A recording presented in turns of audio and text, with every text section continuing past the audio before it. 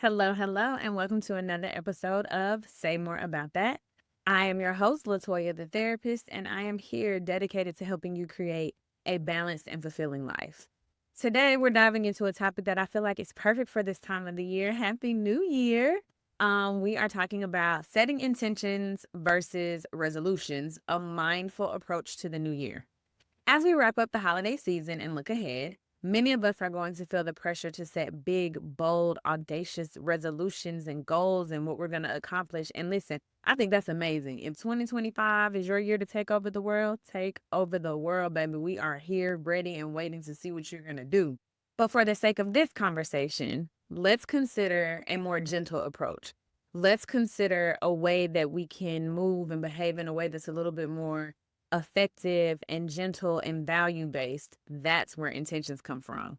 So, you already know if you've been here for a while, we are always going to start with the definition.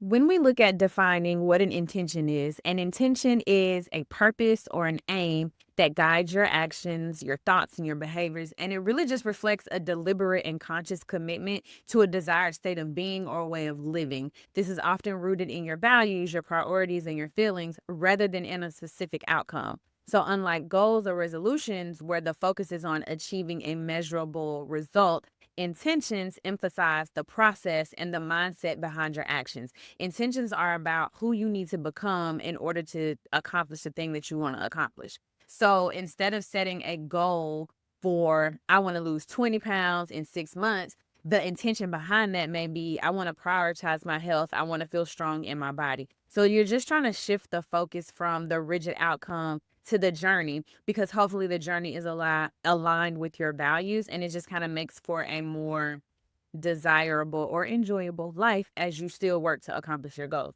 Y'all, I'm not saying throw the goals out the window. I'm just saying let's try a different approach that may be a little more gentle and maybe more effective in reaching those goals.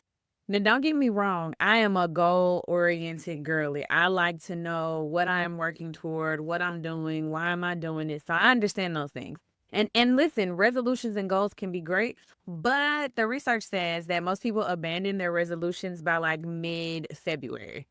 Why? Because they're too rigid. Like, life is unpredictable, and strict resolutions don't always leave room for flexibility. So if you say, I'm going to wake up every day at 5 a.m. and go to the gym, but then your baby gets sick and maybe I don't go to bed until 3.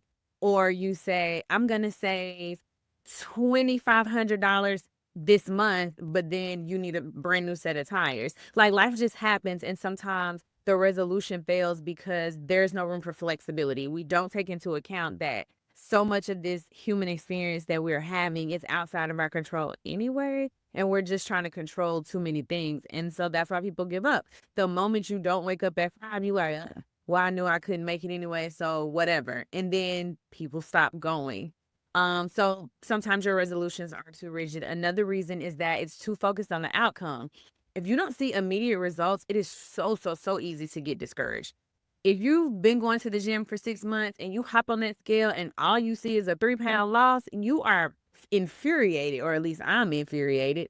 And so what happens is, instead of looking at the inches you may have lost or the energy you may have gained or the fact that you were able to be consistent with something that typically you wouldn't have been consistent with, you hop on the scale and that's your only way of measuring things, and it just doesn't work. That's why focusing on, I want to be a person who shows up for myself, I want to be a person who feels good in my body, is a little bit more important, because when you are so outcome focused and you don't get the outcome that you want in the time period that you define for yourself, whether realistic or unrealistic, you feel defeated. And so oftentimes that's why resolutions don't work. A final reason is because they lack emotional connections. So resolutions often feel like a checklist, or very task oriented, and it's not connected to anything deeper. You are going to go harder for something that you value than you will for something that you're checking off of a list. So if you say, I want to make $5,000, cool, make it. But if you say, I want to make $5,000 because I want to take my family on its first family vacation and we've never been able to do it, on those hard days when you don't want to go to work, you don't want to log in, you don't want to, whatever your job is, you get to think about that family vacation. You get to think about the smiles on your children's face, your partner's face, your pet's face, whoever's in your family. You get to think about those things, and it's like, okay, I don't want to be at work today, but because there's an emotional connection to something deeper and there's something connected to something that I value, I'm going to continue to push through. So when we set intentions, we're less likely to feel like we have failed because the whole focus is on progress and not perfection. The whole focus is on who do I need to become? What's the process? What's the mindset versus did I meet this number? Did I check this box? And so a lot of times that's why our resolutions fail, which is why I am telling you, let's set intentions instead. So now that I've convinced you to set your intentions, how do you even do that? How do you set intentions that are meaningful and achievable? Let me walk you through a very simple process. First, we're going to start with reflection. Reflect on the past year. Just take a few minutes, not too many, because I'm not trying to get you caught up in an anxiety spiral. Just take a few minutes and think about what went well, what didn't, what you've learned. Now I want you to ask yourself, what do I want to carry forward? What do I want to leave behind? So there are some things that I know went very well for you this year. And I also know that there are other things that did not, because life gon' life, right? So just take a minute and think about what went so well that I want to continue that on.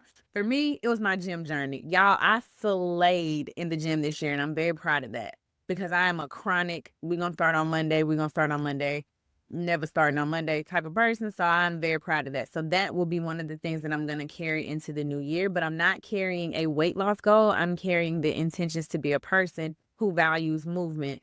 And the movement of my choice is weightlifting. So that's my intention. I'm going to continue to value my movement journey. Ask yourself, what are some things that you don't want to take with you? For me, a lot of it is going to be the overthinking and the self-criticism, like the harsh self-criticism, not the type of criticism that's like, okay, we could have tweaked a little bit here, we're going to do a little bit better there, but like the negative, you're not worthy, too much self-criticism. So those one of the things that doesn't work for me because it kind of keeps me stuck and I don't produce or show up how I want to produce and show up. And so we're going to leave that behind. So that's just an example. Then next, I want you to choose a theme for the year. This can be a single word. It can be a phrase. It can be balance, growth, abundance, discipline, connection, joy, faith, whatever. And then that word or theme or sentence, that is your North Star. That is what everything is aligned to that word. I'm not sharing my word of the year here because I have a couple of more motivational theme type podcast is set up for the beginning of the year and I'll share it there.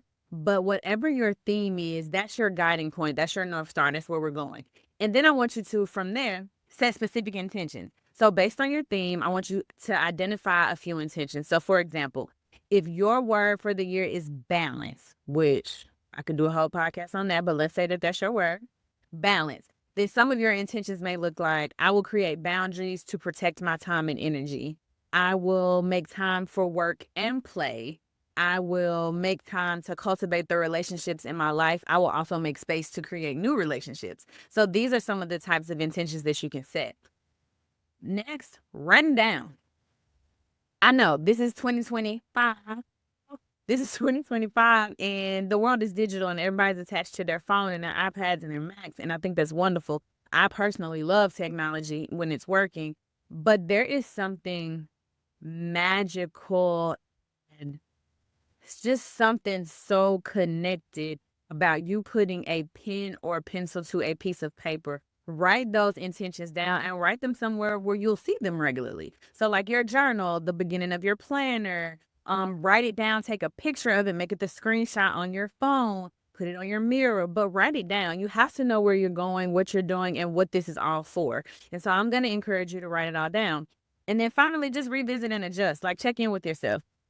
Do I still want this? Is this intention still serving me? Do I need to evolve it? Does it need to change? Or is this something that I'm still committed to? Because a lot of times who we are at the beginning of the year doesn't take into account for the moments or the incidents or the, unfortunately, trauma that we'll experience that we may not be that same person that we were at the beginning, right? Because something happened and now our viewpoint has changed. Our mindset has changed, what we want changes. So you always want to check in with your intentions to make sure that it still feels really good to you so that you'll still keep doing it. Okay? Now let's close this circle and talk about the power of mindfulness and intentions. Now, I'm here for a definition. So, when I'm talking about mindfulness, I'm talking about the practice of being fully present, fully engaged, and fully aware in the moment with an open, non judgmental awareness of your thoughts, your feelings, and your surroundings. Mindfulness involves intentionally focusing your attention on here and now and not dwelling in the past or trying to predict the future. Mindfulness encourages acceptance of whatever arises in your mind without trying to change it or control it. And this approach is really good because it can help reduce stress, it can help with emotion regulation, and it also can help you foster a deeper connection with your own self.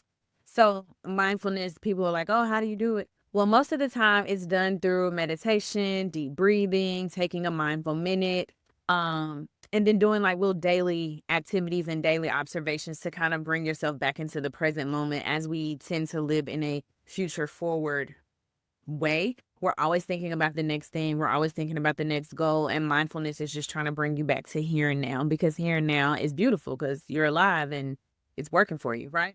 So, how does mindfulness interact with our intentions?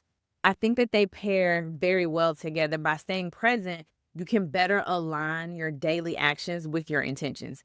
So, if your intention is to be a healthy person, and you are staying present in the moment, then in the moment you can choose cheeseburger or salad bowl. You can choose pizza or whole foods, chicken and vegetables or whatever, right? If you're being present and you're actually aware in the moment, then you'll make less mindless decisions. And so that's how I think that mindfulness can pair really well with your intention setting. So here are a few mindful practices to just kind of support you and get you going on your journey. So the morning check-in. Spend 2 to 3 minutes every morning reflecting on your intentions and how you want to show up for that day. It doesn't have to be long and drawn out. You don't have to light 45 candles. You really just do a check in with self. Like, okay, self, yesterday's over. This is today. How do I want to show up? Who do I want to be when I walk into the room? How do I want to present myself to my family? Not even like always work, but like to my family and to myself. Do I want to be a person that's practicing patience, or who do I want to be? So that's the morning check in. My favorite, the gratitude journaling. So at the end of each day, you just jot down one or two ways that you were able to honor your intentions, and then what were you grateful for that day. I think it's really good because once you get in the habit of honoring your intentions, it gets easier to do.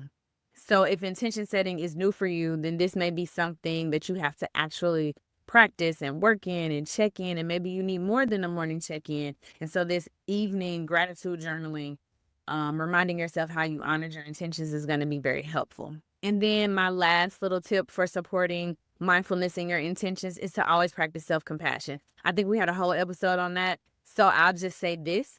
If you stray away from your intentions, if you get a little bit off the path, just give yourself grace. Remember, it's about progress, not perfection. It's about who you need to be. It's about the journey. And the journey is going to have some mistakes along the way, right? It is what it is.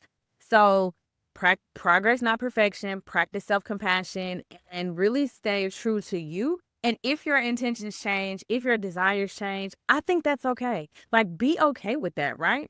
So, as we step into this new year, I just want to encourage you to try setting intentions instead of or alongside of whatever works for you, your resolutions and your goals. Focus on how you want to feel and the small steps that you can take to get there, because remember, the journey is just as important as the destination. Like, all of the memories that you'll have along the way of getting to that goal is just as important as the goal. So that's why I'm saying, please try setting some intentions this year. If you made it this far, I just want to thank you so much for joining me today on Say More About That with LaToya the Therapist. If you found this episode helpful, I would love for you to share it with a friend, leave a review, like, comment, subscribe, all the things, because in this space, numbers matter. And if you are looking for more resources to start the year off strong, you can definitely go over to my website and join my email list. I'll put the link in the show notes because I am on it with my email list this year. I'm really sending out stuff every week. It's already like planned and in motion, and I'm really excited about that. Until next time, y'all, we'll do this again next week. Have a great one.